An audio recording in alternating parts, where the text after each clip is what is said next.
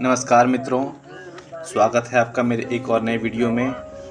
आज आपको मैं लेकर आया हूँ चंदौली ज़िले के रामगढ़ गांव में, जहां पर बाबा किनाराम का जन्मस्थली है। तो मित्रों, वीडियो में बने रहिए। मैं आपको मठ के विभिन्न स्थानों के दर्शन कराऊंगा, बाबा किनाराम के दर्शन कराऊंगा और यहाँ के चमत्कारिक कूप के बारे में भी आपको बताऊंगा। मंदिर, इस आश्रम में प्रवेश करने के उपरांत आप देख सकते हैं सामने ये आप बाबा किनाराम का ये कूप, इसकी बहुत ही चमत्कारिक महत्ता है। कहते हैं कि इस कुएं के जल से स्नान करने से और इस जल को पीने से कई तरह के असाध्य रोग ठीक होते हैं। यह राम सागर का जल औषधि है, न कि कुआं का पानी।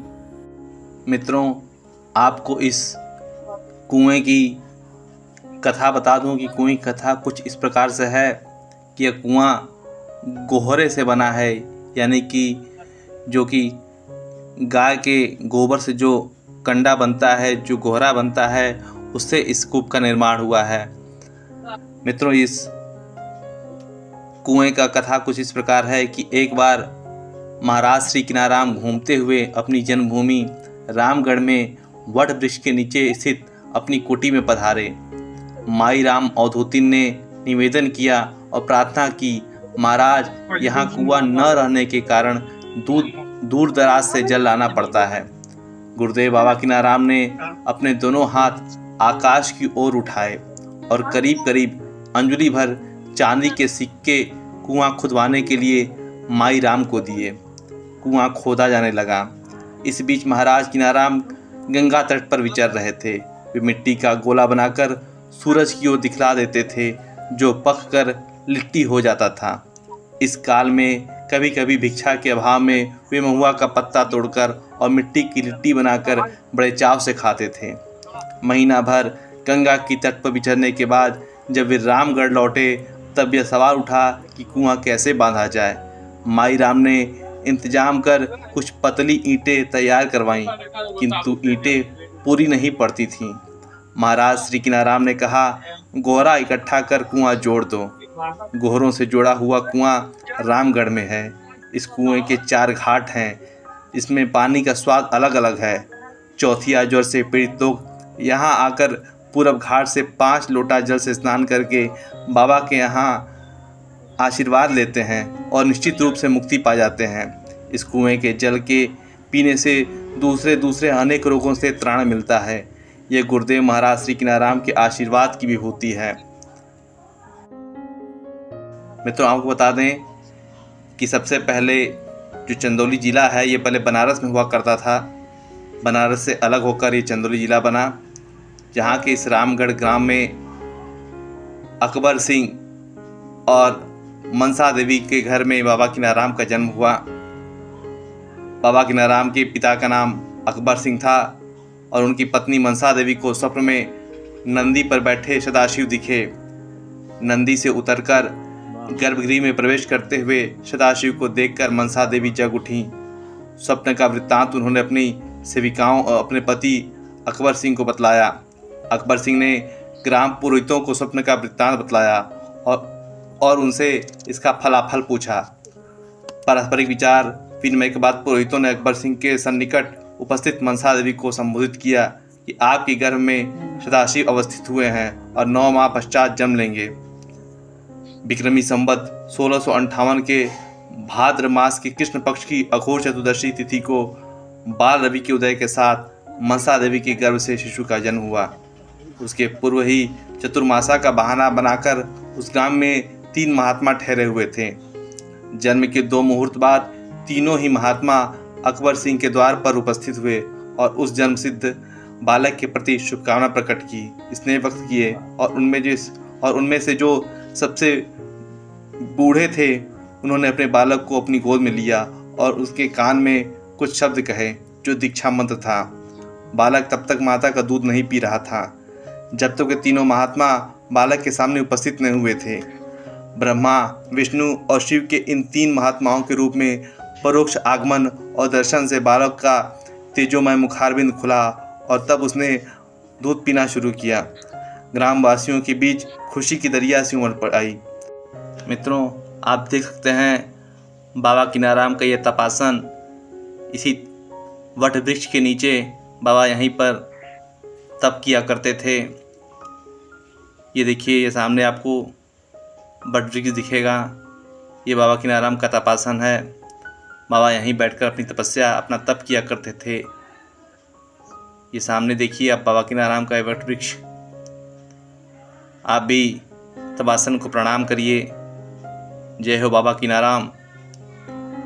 साथ में आप देख सकते हैं भगवान श्री गणेश की मूर्ति और बजरंगबली, श्री हनुमान जी की मूर्ति भी है साथ में यहीं पर। इस मठ के प्रांगण में आप श्री राम जानकी मंदिर भी देख सकते हैं।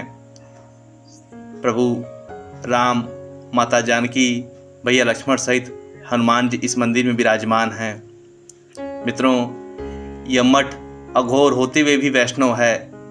यहाँ पर अघोर पंथ और वैष्णव दोनों तरह की पूजाएं होती हैं। लोग यहाँ आते हैं। आप बाबा बीजाराम की अखंड धूनी देखिए जो आज भी जलती रहती है।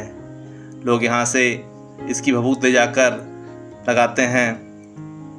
प्राचीन ये वट वृक्ष, इसी वट वृक्ष के नीचे बाबा किनाराम बैठकर अपनी तपस्या करते थे। 450 वर्ष पुराना ये वट वृक्ष है। बाबा का जन्म 450 वर्ष पूर्व पहले हुआ था। बाबा एक अघोर साधु थे, अघोराचार्य बाबा किनाराम की आप गद्दी देख सकते हैं जहाँ पर बाबा विश्राम किया करते थे। देखिए बाबा किनाराम की यह गद्दी।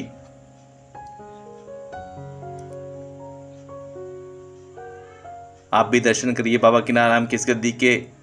आप वीडियो में बने रहिए। आप देख सकते हैं साथ में ही गद्दी के ठीक सामने हनुमान जी की ये मूर्ति। यह हमारे अवधूत भगवान राम बाबा हैं, जिन्हें बाबा किनाराम का अवतार ही कहा जाता है। आप इसके बारे में पढ़ सकते हैं कि बाबा ने क्या कहा है।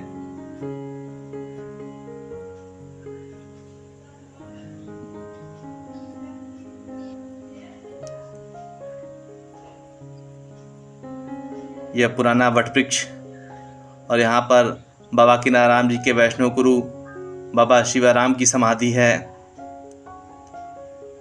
आप इस जितनी भी समाधियाँ आपको यहाँ पर दिख रही हैं, इनको प्रणाम करिए। देखिए बाबा शिवाराम की समाधि, जो बाबा किनाराम के वैष्णव गुरु थे। और साथ ही आप देख सकते हैं इस प्रांगण की खूबसूरती, कितना मनोरम दृश्य है। और यहाँ पर बाबा किनाराम के जितने भी बाद अघोर संत हुए हैं, उनकी यह समाधियाँ हैं। आप इन सबको प्रणाम करिए।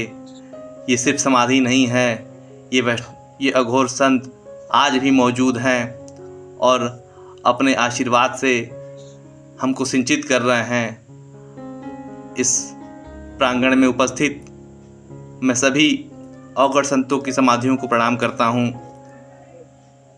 प्रभु बाबा किनाराम सहित आप सब अपनी मंगल आशीर्वाद हम सब पर बनाए रखें, यही कामना है। ये मंदिर, ये आश्रम का प्रांगण, ये पुराना वटवृक्ष आप देख सकते हैं, काफी मनोरम दृश्य है। सुबह का यह समय।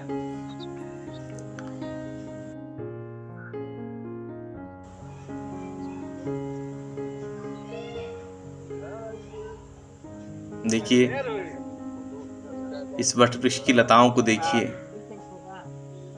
बाबा किनाराम का यह मंदिर, जिसमें बाबा किनाराम उपस्थित हैं, ये सभी अवगढ़ संतों की समाधियां हैं।